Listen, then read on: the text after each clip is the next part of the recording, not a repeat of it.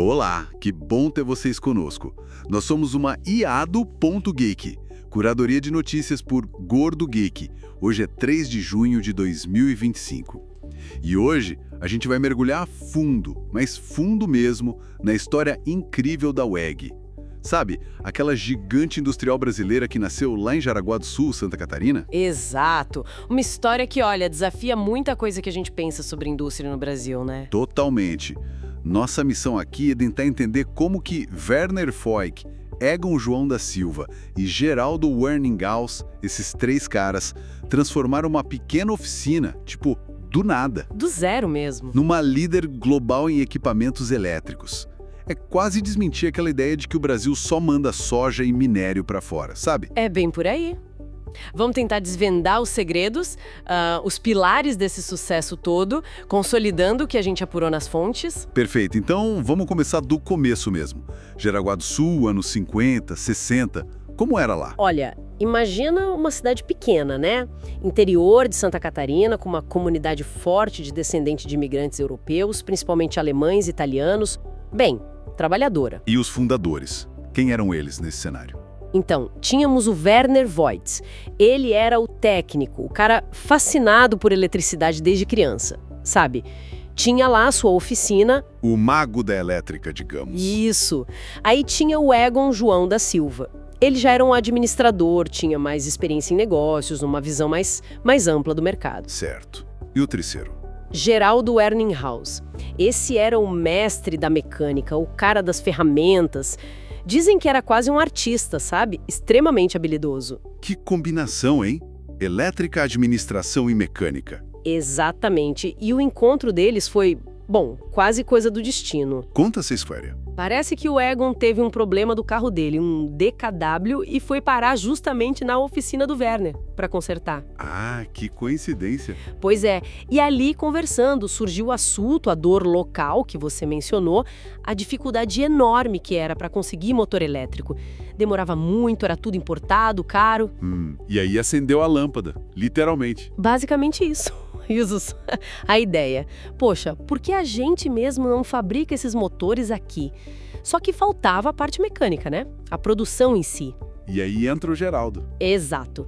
O Egon conhecia o Geraldo, sabia da habilidade dele e o trouxe para conversa. Pronto, estava formado o trio. E o nome, WEG, as iniciais deles, Werner, Egon, Geraldo. E tem mais, né? O EG, em alemão. Isso significa caminho. Uma coincidência perfeita ou talvez nem tanta coincidência assim, né? Já apontava para onde eles queriam ir. Fantástico. Mas olha, vamos ser sinceros. A ideia era ousada para a época, né? Ousado é pouco. O que é fascinante aqui é a pura audácia. Pensa bem, fabricar motores elétricos, que são equipamentos complexos, numa cidade do interior de Santa Catarina. Sem tradição industrial nesse nível. Exato. E para competir com quem?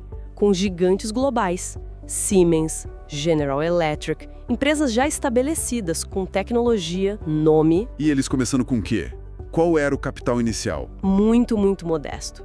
As fontes falam que o capital social inicial equivalia mais ou menos ao valor de 3 Fuscas da época. 3 Fuscas? Para montar uma fábrica de motores. Pois é, dá a dimensão do desafio, né? E não era só dinheiro. A logística era precária. No comecinho eles nem tinham acesso fácil à BR-101. Imagina escoar a produção. E convencer os clientes? Um produto nacional numa área dominada por importados. Devia ser uma luta. A confiança era enorme.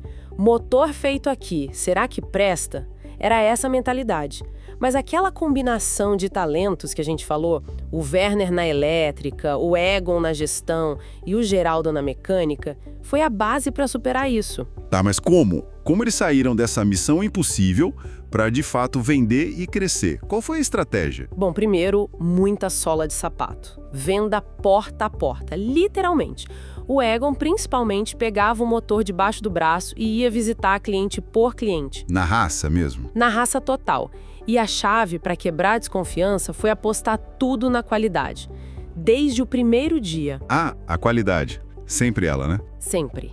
Os motores WEG tinham que ser bons. Não, tinham que ser ótimos, robustos, confiáveis, com desempenho que não só se igualasse, mas que, idealmente, superasse os importados.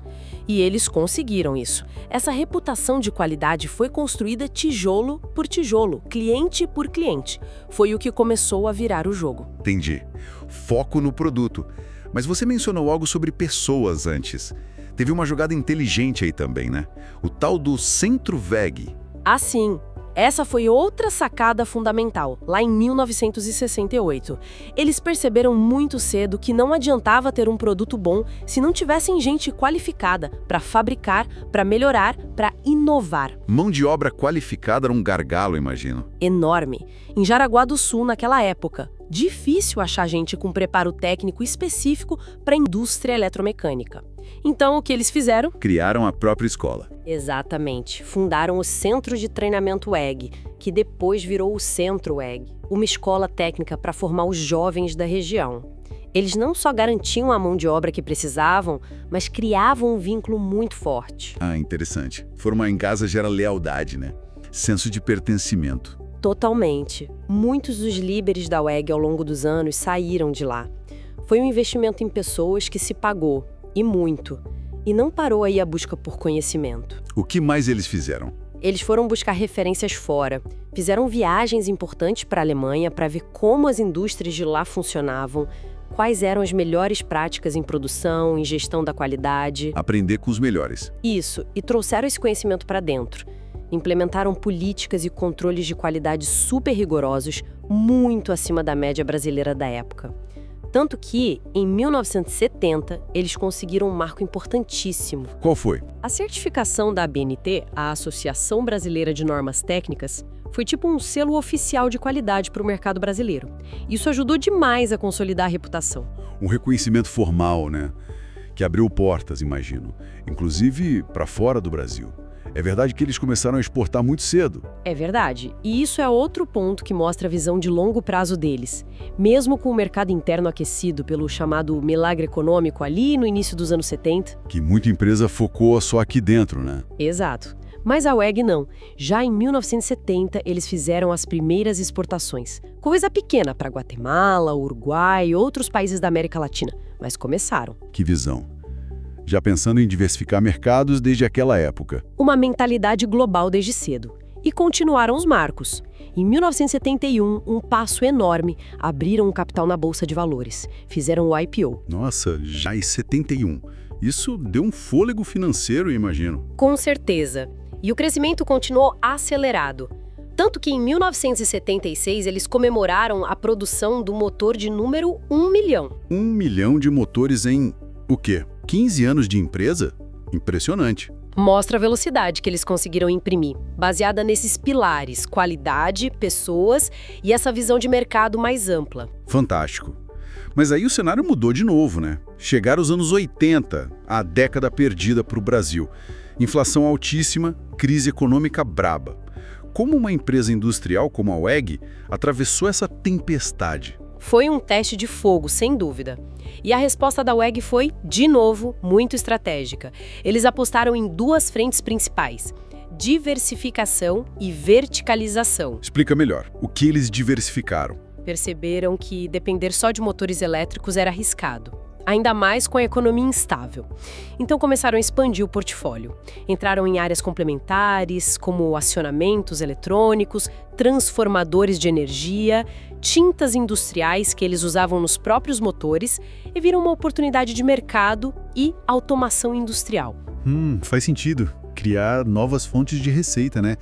E a verticalização? O que significa isso na prática? Verticalizar significa produzir internamente coisas que antes você comprava de fornecedores. No caso da WEG, eles passaram a fabricar muitos dos componentes essenciais para os seus produtos. Fios esmaltados, peças fundidas, até alguns componentes eletrônicos. Mas isso não é mais complexo? Ter que gerenciar mais etapas da produção? É mais complexo, sim. Exige mais investimento, mais know-how, mas te dá um controle muito maior sobre a qualidade, os custos e, crucialmente, sobre a cadeia de suprimentos. Ah, entendi. Menos dependência de terceiros, especialmente em tempos de crise, quando fornecedores podem quebrar ou atrasar. Exatamente. E se a gente conectar isso com o que veio depois? Essa estratégia de verticalização se mostrou genial. Décadas mais tarde, por exemplo, durante a pandemia de Covid-19. Lembro disso, muita empresa parando por falta de peça importada, né? Pois é. E a WEG, claro que sentiu impacto, como todo mundo. Mas como ela produzia muita coisa internamente, conseguiu manter a produção de forma muito mais estável que vários concorrentes. A verticalização deu uma resiliência enorme para eles. Foi uma aposta lá atrás que se pagou e muito décadas depois. Que visão de longo prazo, hein? Pensar nisso já nos anos 80. E depois dessa fase de fortalecimento interno veio o quê? A conquista do mundo? Basicamente. Os anos 90 foram a década da grande expansão internacional da WEG. Eles foram com tudo para fora. Para onde eles foram primeiro? O grande passo foi a entrada nos Estados Unidos, em 1991, um mercado gigantesco e super competitivo. Depois, fincaram bandeira na Europa. Compraram empresas, abriram escritórios na Alemanha, Reino Unido, Bélgica, com a aquisição da WEG Benelux. E a Ásia? Chegaram lá também? Chegaram, inclusive no Japão. Imagina, competir em casa com os gigantes japoneses de motores e automação. Além disso, montaram fábricas em pontos estratégicos, como no México, para atender o mercado norte-americano, e na Argentina. Uma internacionalização agressiva mesmo. E quem liderou esse processo? Ainda eram os fundadores? Nessa época, a liderança principal já estava com o Décio da Silva, filho do Egon. Ele assumiu a presidência e foi o grande impulsionador dessa visão global, dessa internacionalização mais forte. Aliás, é interessante notar isso na WEG. O quê? A sucessão, muito bem planejado por lá, geralmente promovendo gente de dentro, prata da casa, que conhece a cultura da empresa. Depois do Décio veio o Harry Schmelzer Jr., que também fez carreira lá dentro, e mais recentemente o Alberto Kuba, o atual CEO, também vindo da própria WEG. Isso dá uma continuidade, né? Mantém a cultura forte. Faz todo sentido. E no final dos anos 90, qual era o retrato dessa expansão? Olha, os números mostram o resultado. No final da década, a WEG já tinha presença em cerca de 55 países e quase 30% de toda a produção dela já era vendida fora do Brasil. Uau! De Jaraguá do Sul para 55 países em menos de 40 anos? Impressionante! E a história não parou aí, né? Não mesmo. E é aqui que fica realmente interessante, eu acho. Porque a WEG de hoje parece ser muito mais do que só uma fabricante de motores elétricos, né? Ah, com certeza. A transformação continuou e hoje a WEG é, sem dúvida, uma potência tecnológica. Eles não pararam de evoluir. E como isso se manifesta? Onde a gente vê essa tecnologia toda? Bom, primeiro no investimento pesado e contínuo em pesquisa e desenvolvimento, o famoso P&D. Eles investem consistentemente algo em torno de 2,5% da receita líquida anual nisso. Pode parecer pouco percentualmente, mas dado o faturamento deles, é muito dinheiro indo para a inovação. Bilhões de reais, né? E onde eles estão focando esse investimento? Totalmente alinhados com as mega tendências globais. Eficiência energética, por exemplo. Motores e sistemas que consomem menos energia, o que é crucial para o planeta e para o bolso das indústrias. Energias renováveis também, imagino. Sim, fortíssimo em energia eólica com aerogeradores e também energia solar com inversores e soluções completas. Estão surfando essa onda verde com muita força. E mobilidade elétrica, que é o assunto do momento. Também. Estão super presentes. Desenvolvem motores e sistemas de tração elétrica para ônibus, caminhões. Tem parcerias importantes como montadoras como Volvo, Renault. Até para Tesla eles já forneceram componentes. E aquele avião elétrico da Embraer? Teve dedo da WEG ali, né? Teve. O motor elétrico do protótipo do avião elétrico da Embraer foi desenvolvido pela WEG. Um marco tecnológico importantíssimo. Incrível. E tem mais alguma área? Sim, a indústria 4.0. Toda essa coisa de fábricas inteligentes, conectadas com inteligência artificial, IA, internet das coisas, IoT, a WEG está investindo pesado nisso também, inclusive comprando startups de tecnologia especializadas como a BeerMind e a Balto, para incorporar esse conhecimento em software e análise de dados.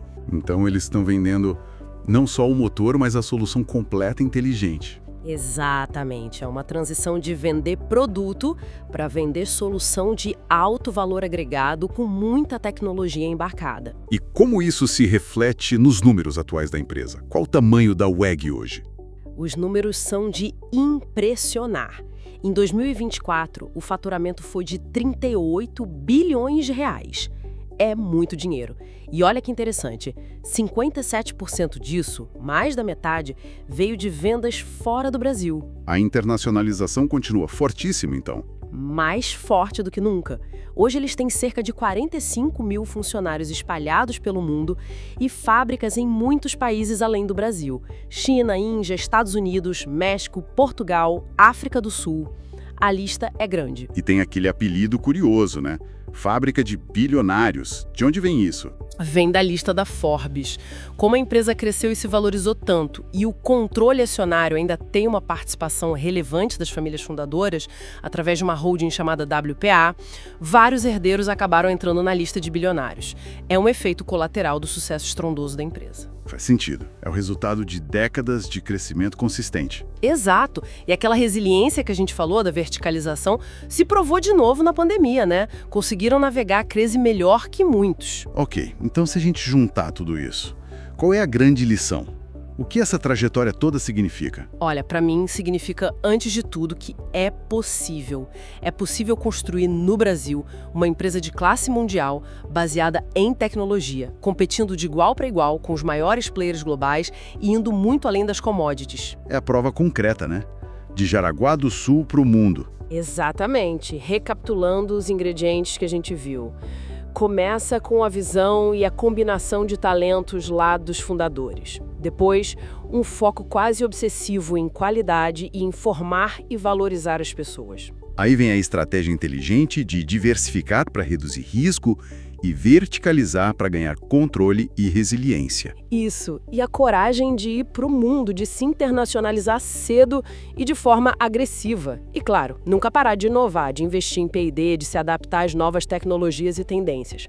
É um ciclo virtuoso. Parece uma receita, mas que poucas conseguem seguir com tanta disciplina por tanto tempo, né? Pois é, e aí fica a reflexão final, que é quase uma provocação, né? A história da WEG não mostra um caminho possível para a indústria brasileira como um todo? Como assim? Será que outras empresas, talvez em outros setores, não poderiam se inspirar nesse modelo?